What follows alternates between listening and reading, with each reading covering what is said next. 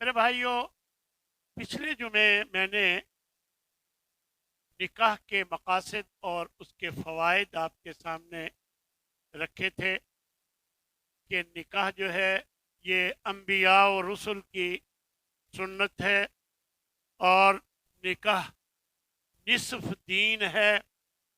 اسی طرح نکاح باعث سکون ہے، نکاح نسل انسانی کی بقا ہے، اور اسی طرح نکاح جو ہے وہ نظر کی حفاظت اور پاک دامنی اس سے حاصل ہوتی ہے، اور یہ اللہ اور اس کے رسول کی فرما برداری، کیونکہ اللہ اور اس کے رسول کا یہ حکم ہے، تو اس لیے اس پر عمل کرنا لازمی۔ آخر میں نے آپ کو بتایا تھا کہ بچوں کی شادی میں، ان کے نکاح میں تاخیر کسی صورت مناسب نہیں، بلا وجہ، بلا سبب بچوں کے نکاح میں تاخیر کرنا یہ فساد کا باعث بنتا ہے، فحاشی اور بے حیائی کا باعث بنتا ہے۔ اس لیے میں نے آپ کو ایک حدیث سنائی تھی آخر میں، اس میں نبی صلی اللہ علیہ وسلم کا یہ فرمان ہے، حکم ہے کہ اذا اتاکم من ترضون خلقہ و دینہ، اگر ایسا رشتہ تمہاری بیٹی کے لیے آئے کہ جس کا دین بھی ٹھیک ہے، آپ اس کے دین سے بھی مطمئن ہیں کہ دیندار ہے، اس کے اخلاق سے، اس کے کردار سے بھی آپ مطمئن ہیں کہ وہ سب ٹھیک ہے، فزوجوہ، تو حکم دیا نبی صلی اللہ علیہ وسلم نے تو کہ اپنی بیٹیوں کا اس سے نکاح کر دو، شادی کر دو۔ الا تفعلوا، اور اگر ایسا نہیں کرو گے تو فرمایا تکن فتنۃ فی الارض وفساد عریض، فرمایا اگر تم ایسا نہیں کرو گے، صرف دنیا کو دیکھو گے، تو پھر اس طرح کے رشتے کو ٹھکرا دو گے تو پھر فتنے زمین میں برپا ہوں گے، فتنہ ہوگا اور فساد، بہت زیادہ فساد۔ تو میرے بھائیوں، ہمیں شریعت نے یہ حکم دیا ہے، اللہ اور اس کے رسول کا یہ حکم ہے کہ ہم اپنے بچوں کی، یہ ٹھیک ہے کہ اچھی جگہ تلاش کرنا ضروری ہوتا ہے، لیکن جوان ہوتے ہی تلاش شروع کر دیں، اور پھر اس کے بعد جلدی سے جلدی کوشش کریں۔ بہت سے لوگ ٹانگوں پہ کھڑے ہونے کی باتیں کرتے ہیں، لیکن دیکھا گیا ہے کہ بعض اوقات ایک رشتہ ہونے کے بعد اللہ ایسے ٹانگوں پہ کھڑا کرتا ہے کہ وہ کامیاب ہو جاتا ہے دنیا میں۔ تو یہ کیا وجہ ہے؟ یہ نبی صلی اللہ علیہ وسلم کی سنت پہ، آپ کی بات پر عمل کرنے کے نتیجے میں یہ سعادت حاصل ہوتی ہے۔ حضرت انس رضی اللہ تعالی عنہ راوی ہیں، ایک روایت میں آتا ہے کہ حضرت ابو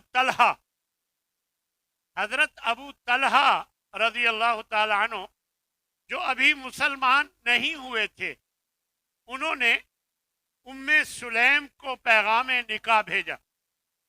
حضرت ابو طلحہ جو ابھی مسلمان نہیں ہوئے تھے، تو انہوں نے حضرت ام سلیم کو نکاح کا پیغام بھیجا، تو ان کا جواب آیا کہ اللہ کی قسم، آپ جیسے انسان کو رد نہیں کیا جا سکتا، اللہ کی قسم آپ جیسے انسان کو رد نہیں کیا جا سکتا، لیکن آپ کافر ہیں اور میں مسلمان، یہ رشتہ ممکن نہیں۔ اگر آپ مسلمان ہو جائیں تو آپ کا مسلمان ہونا ہی مہر قرار پائے گا۔ چنانچہ अल्लाह ने तौफीक दी, वो मुसलमान हो गए और उनका ये निकाह हो गया। यानी इस कदर दीन को आगे रखने की बात, वगरना हमारे यहाँ बाज औकात तो बिल्कुल बेदीन शख्स, क्योंकि वो मालदार है, क्योंकि वो प्रोफेसर है, क्योंकि वो डॉक्टर है, दुनियावी लिहाज से वो ठीक है, बेहतर है, फौरन नमाज कोई नहीं पढ़ता, दीन की कोई बात उसमें नहीं, लेकिन नहीं, वो अपनी बेटी को रिश्ता जरूर दे। मेरे भाइयों, जब बुनियाद दीन होती है तो अल्लाह की बरकतें नाजिल होती, और जब बुनियाद दुनिया होती है तो फसाद ही फसाद, खराबियां ही खराबियां बाद में बनती। अल्लाह ताला हमें ये तौफीक दे कि हम अपनी बेटियों के जो निकाह हैं, बेटों के भी जल्दी करें और दीन को आगे रखें, क्योंकि नबी सल्लल्लाहु अलैहि वसल्लम ने एक हदीस में बयान फरमाया है कि तुनकाहुल मरअतु लिअरबाइन, किसी औरत से शादी की वजह 4 हो सकती हैं। ले मालेहा, उसके माल को देखकर, वाले हसबेहा, उसके खानदान को देखकर, बिरादरी को देखकर, वाले जमालेहा, और उसकी खूबसूरती को देखकर, वाले दीनहा, और उसके दीन को देखकर। ये 4 वजूहात हो सकती हैं, एक माल, एक जमाल, एक हसब नसब और एक दीन। ये 4 चीजें हैं। आगे अपने एक सहाबी से आप फरमाते हैं, फज़फर बिज़ाति दीनी तरिबत यदाक, तरिबत यदाक, तेरे हाथ खाक आलूद हों। ये एक मुहावरा है, ये एक मुहावरा है। आप सल्लल्लाहु अलैहि वसल्लम ने उसे कहा कि दीन को आगे रख, अल्लाह ताला इसी में बरकत डाल दे, अल्लाह तबारक व ताला तेरे लिए बेहतर कर दे। यानी दीन को आगे रख। तो दीन को जब आप आगे रखेंगे, यकीनन अल्लाह तबारक व ताला की बरकतें नाज़िल, अल्लाह तबारक व ताला ये इस रिश्ते में बरकतें नाज़िल करके रहमतें नाज़िल फरमाएगा, और फिर आसानियां ही आसानियां। वगरना हमने देखा है कि बहुत लोग दुनिया को देखकर रिश्ता कर लेते हैं, बाद में इतना परेशान होते हैं, इतना परेशान होते हैं कि ना तलाक लेना उनके इख्तियार में होता है, और ना जान छुड़ाना किसी तरह बनता है। अल्लाह ताला से बस हमेशा अच्छाई तलब करें और नबी सल्लल्लाहु अलैहि वसल्लम के हुक्म के मुताबिक ये सारे मामलात करेंगे तो अल्लाह तबारक व ताला बेहतरी फरमाएगा आपके लिए भी और आपकी औलाद के लिए। एक रवायत में नबी सल्लल्लाहु अलैहि वसल्लम इरशाद फरमाते हैं, अला उखबिरुकुम बिखैरि मा युकनद, तुम्हें बेहतरीन खजाना ना बताऊं? सहाबा ने कहा होगा कि जी, तो आपने फरमाया अल मरअतु सालिहा, नेक बीवी बेहतरीन इंसान के लिए खजाना है। इज़ा नज़रा इलैहा सर्रत, जब वो उसकी तरफ देखता है वो उसे खुश कर देती है। वइज़ा गाबा अन्हा, और जब उससे गायब होता है यानी घर में नहीं होता, हाफिज़तहु, उसकी हिफाजत करती है, अपनी इस्मत की भी हिफाजत करती है और उसके माल की भी हिफाजत करती है। वइज़ा अमरहा अताअत, और जब वो हुक्म देता है कोई भी तो वो फर्मा बरदारी करती है, इताअत करती है।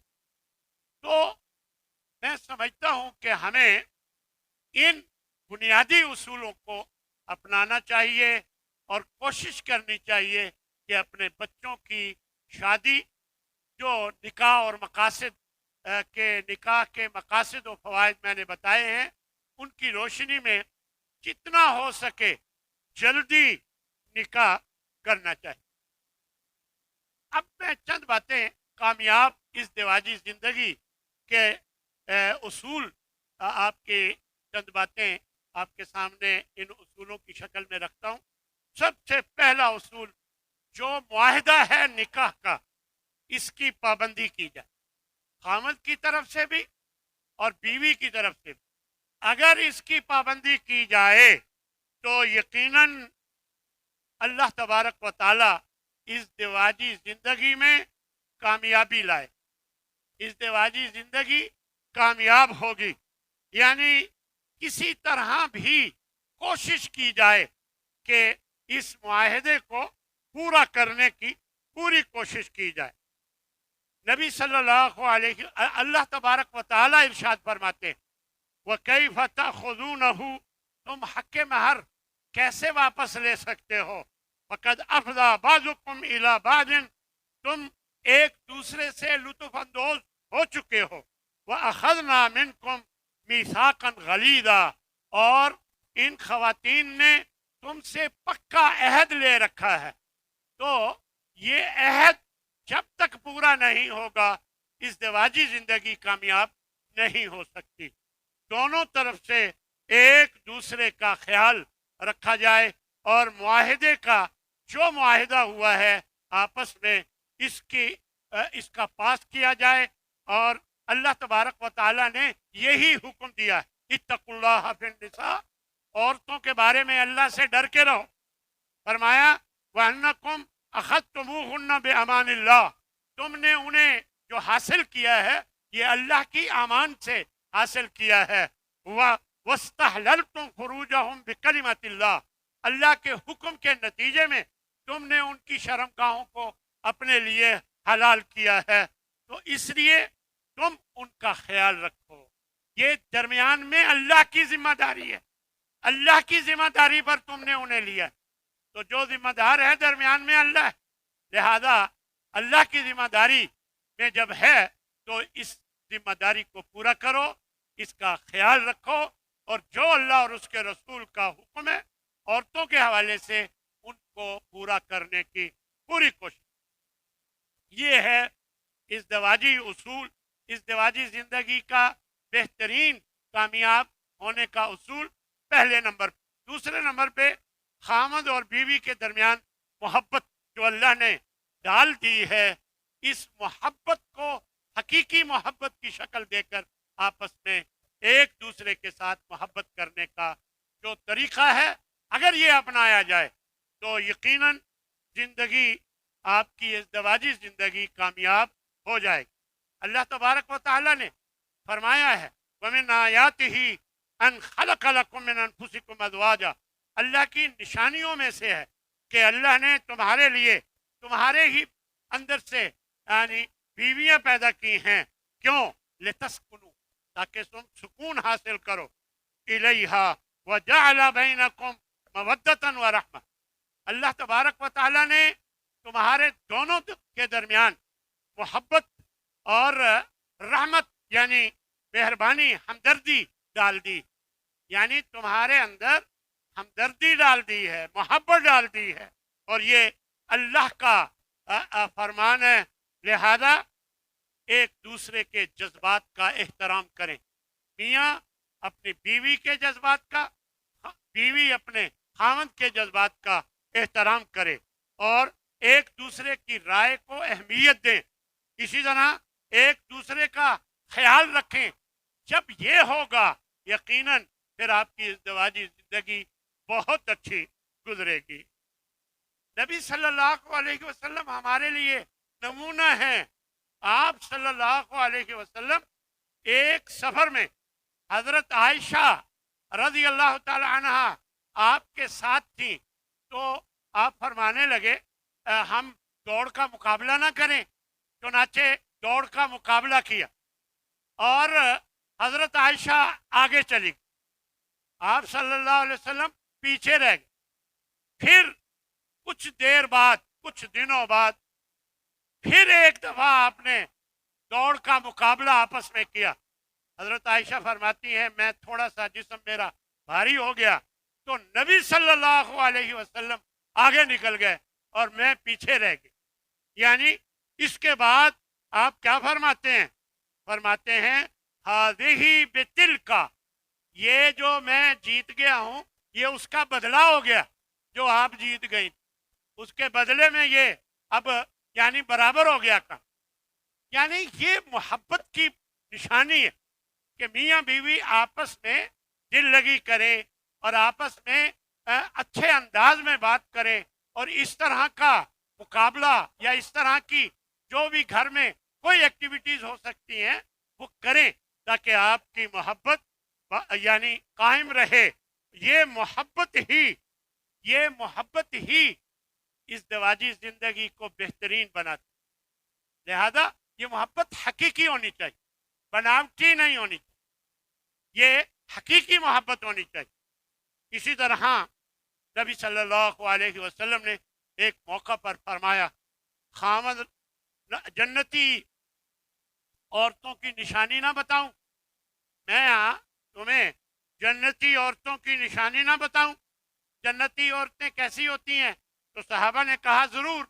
تو آپ نے فرمایا وہ عورتیں جو خامد سے محبت کرتی ہیں، اگر خامد کسی وجہ سے ناراض ہو جائے تو وہ پکڑ کر ان کے ہاتھ کو، اپنا ہاتھ ان کے ہاتھ میں دیتی ہیں اور کہتی ہیں کہ میرا ہاتھ آپ کے ہاتھ میں ہے، میں آج کے بعد بناؤ سنگار نہیں کروں گی جب تک تم راضی نہ ہو. یعنی اس انداز میں اپنے خاوند کو راضی کرنے کی کوشش کرتی ہیں. تو یہ عورتیں ہوتی ہیں جنت والی، یہ عورتیں ہوتی ہیں جنت والی. لہذا ہمیں اپنی عورتوں کو اس طرح کی باتیں بتا کر سمجھانا چاہیے اور اپنے آپ کو ان کے جو حقوق ہیں، ان کا خیال رکھنے کا جو حکم ہے، ان کو بھی ہمیں پورا کرنے کی کوشش کرنی چاہیے. اسی طرح ایک دوسرے کے دکھ درد کا ساتھی بن جانا چاہیے، پھر ازدواجی زندگی بہترین رہتی ہے. نبی صلی اللہ علیہ وسلم جب پہلی مرتبہ آپ پر وحی نازل ہوئی تو سب دیر ہے، فرشتے نے آ کر کھینچا اور دبایا اور پھر کہا کہ اقرا بسم ربک الذی خلق. تو یہ آپ پریشان ہو گئے، آپ کے لیے ایسا پہلی مرتبہ ہوا تو آپ پریشان ہو گئے. ایسا جب ہوا آپ گھر آئے پریشانی کے حالت میں، فرمانے لگے لقد خشیت علی نفسی، مجھے اپنے آپ کا ڈر ہے. حضرت خدیجہ نے آپ کو تسلی دی اور کہنے لگے کہ کلا، ایسا ہرگز نہیں ہو سکتا. ابشر، آپ کو خوشخبری، فواللہ لا یخزیک اللہ ابدا، اللہ آپ کو کبھی بھی رسوا نہیں کرے گا. واللہ انک لتصل الرحم، آپ صلہ رحمی کرتے ہیں، رشتوں کو جوڑ کے رکھتے ہیں. وتصدق الحدیث، ہمیشہ سچ بولتے ہیں. وتحمل الکل، لوگوں کے بوجھ اٹھاتے ہیں. اور وتکسب المعدوم، جن کے پاس کچھ نہیں ہوتا ان کے لیے کما کر ان کو کچھ دیتے ہیں. وتقری الضیف، مہمان کی عزت کرتے ہیں، مہمان نوازی کرتے ہیں. وتعین علی نوائب الحق، حق کے کاموں میں آپ مددگار ہوتے ہیں. تو آپ کو کوئی پریشانی کیسے آ سکتی؟ یعنی ان کو تسلی دی. پھر اپنے چچا زاد برقہ بن نوفل کے پاس لے کر گئیں جو اس دور کے عالم تھے، اور پھر وہ اگلی بات سب جانتے ہیں. تو کہنے کا مقصد یہ ہے کہ بیویاں ایک اپنے خاوند کے لیے ان کا درد، ان کا دکھ وہ سہنے والی اور ان کو تسلی دینے والی ہوتی. اسی طرح اگر بیوی کے ساتھ کوئی مسئلہ ہو جاتا ہے تو خاوند ان کو تسلی دینے والا. یہ اصول ہمیں یاد رکھنا چاہیے اپنی ازدواجی زندگی کو بہتر بنانے کے.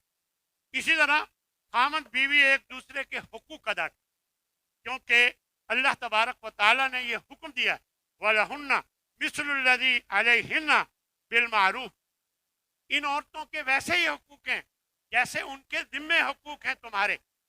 عورتوں کے تمہارے ذمے ویسے ہی حقوق ہیں جیسے ان عورتوں کے ذمے تمہارے حقوق ہیں. لہذا ان حقوق کو پورا کرنا چاہیے. مرد ہو تو اپنی بیوی کے حق پورے کرے، ان کا حق ادا کرے جو بھی اس کے حقوق ہیں، اور جو عورت ہے، بیوی ہے، تو وہ اپنے خاوند کے حقوق پورے کرنے کی پوری کوشش کرے. یہ بہت ضروری، اس کے بغیر ازدواجی زندگی بہتر نہیں ہو سکتی۔ اسی طرح آخر میں ایک نیک بیوی کی چند صفات آپ کے سامنے رکھوں گا، خواتین غور سے سن لیں، اور آپ بھی جا کر بتائیں اپنی خواتین کو کہ ان کے چند ایسی صفات ہیں جن صفات کی وجہ سے بیویاں نیک تو ہوتی ہی ہیں لیکن وہ جنت کا حقدار ٹھہرتی ہیں ان صفات کی وجہ سے۔ پہلے نمبر پر صالحہ اور قانتہ، صالحہ نیک اور قانتہ یعنی فرما بردار۔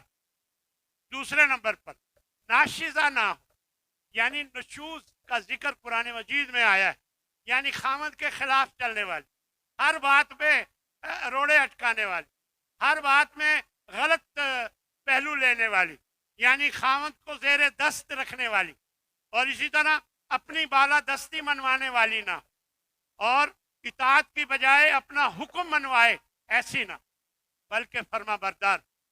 تیسرے نمبر پر خیر اور بھلائی کے کاموں میں اپنی خامد کی فرما بردار ہو، جیسا کہ نبی صلی اللہ علیہ وسلم نے فرمایا ہے اذا تسرہ التی تسرہ اذا نظر، یعنی اچھی بیوی وہ ہوتی ہے کہ جب خامد دیکھے تو وہ خوش ہو جائے، وہ تطیعہ اور اس کی اطاعت کرنے والی، یعنی ولا تخالفہ اس کی مخالفت نہ کرنے والی۔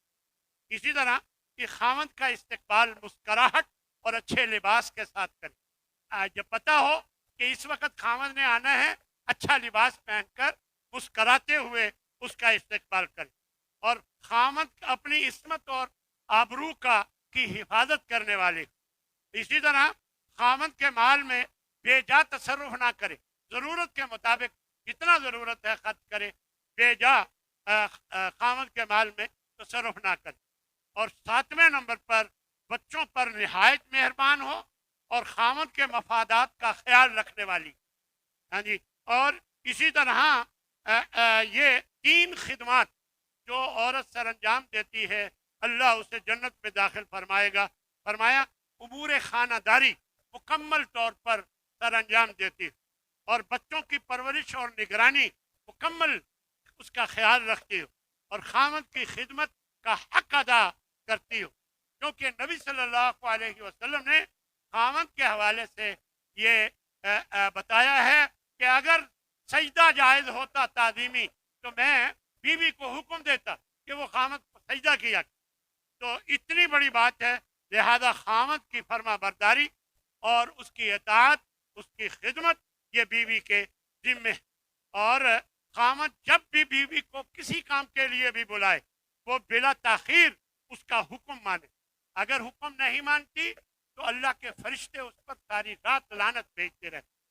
اور اسی طرح بیوی کو مرد کی قوامیت جو ہے یعنی اس کی حاکمیت اس کو برداشت کرنا چاہیے۔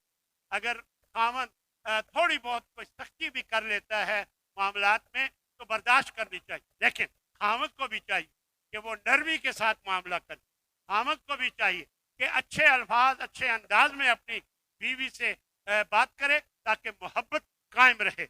اسی طرح خامد کو تسلی دینے والی، جیسا کہ میں نے ابھی حضرت خدیجہ رضی اللہ تعالی عنہا کے حوالے سے بات کی، اور صبر و ضبط کا نمونہ ہو۔ ہاں جی، ایک مثال دے کر میں اپنی بات ختم کرتا ہوں، ٹائم ہو گیا ہے۔ حضرت انس رضی اللہ تعالی عنہ اس کے راوی ہیں کہ ابو طلحہ کا بیٹا رضی اللہ تعالی عنہ کا بیٹا بیمار تھا، لیکن یہ کسی کاروباری سلسلے میں باہر چلے گئے۔ جب یہ واپس آئے تو فوراً پہلے ہی آتے ہی بیٹے کا حال پوچھا، تو بیوی کہنے لگی پہلے سے زیادہ سکون میں ہے۔ پھر مطمئن کر دیا، پھر ان کو کھانا دیا، پھر رات کو میاں بیوی کے آپس کے تعلقات قائم، پھر اس کے بعد آخر میں سوال کرتی ہے کہ اگر کوئی چیز عاریتاً آپ کو دے اور پھر وہ واپس لینا چاہے تو ہمیں کوئی یا آپ کو کوئی رکاوٹ ہے واپس کرنے میں؟ تو کہنے لگے نہیں، تو کہنے لگے آپ کا بیٹا بہت، یعنی آپ جب چلے گئے تھے تو پیچھے آپ کا بیٹا بہت ہو گیا۔ اب ہمارے ہاں کیا ماحول ہے، کیا انداز ہے. اور دیکھیں کس قدر ماں تھی اس بیٹے کی، یہ سارے معاملات کیسے اس نے اپنے خامد کے لیے برداشت کی. یعنی آپ اندازہ کر سکتے ہیں کہ ایک ماں یہ سارے معاملات جو میں نے آپ کے سامنے مختصراً رکھے، یہ ایک ماں جس کا بیٹا کچھ ہی دیر پہلے فوت ہوا، وہ یہ سب کچھ برداشت کر کے ان معاملات کو مکمل کرے. تو اس لیے میرے بھائیوں، ہمیں اپنی بیویوں کے ساتھ اچھا معاملہ کرنا چاہیے، اور اللہ تعالیٰ سے دعا کرنی چاہیے کہ اللہ تبارک و تعالیٰ ہماری بیویوں کو نیک صالح بنائے. اور آخری صفت بیویوں کی، نیک بیویوں کی، کہ وہ شکر گزار. کیونکہ نبی صلی اللہ علیہ وسلم نے جہنم میں سب سے زیادہ عورتوں کو دیکھا تو بتایا کہ میں نے دیکھا عورتوں کو سب سے زیادہ جہنم. حضرت عائشہ یا کوئی اور ازواج مطہرات میں سے انہوں نے پوچھا کہ کیوں یا رسول اللہ؟ تو آپ نے فرمایا یکفرن العشیر، یہ اپنے خامدوں کی نہ شکری بہت کرتے. اس لیے اپنی عورتوں کو شکر گزار بنانے کی تلقین کیا کریں. ہماری عورتیں جو سن رہی ہیں انہیں چاہیے کہ وہ بھی شکر گزار بنے، اور ہمیں بھی چاہیے کہ اپنی بیویوں کے حقوق صحیح طور پر ہم ادا کرنے والے بنیں. اللہ تبارک و تعالی ہمیں اس کی توفیق عطا فرمائے. انشاءاللہ اگلے جمعے خواتین کا مقام اور پردے کے بارے میں ذکر ہوگا. اللہ ہم سب کا حامی و ناصر ہو. وآخر دعوانا ان الحمد للہ رب العالمین.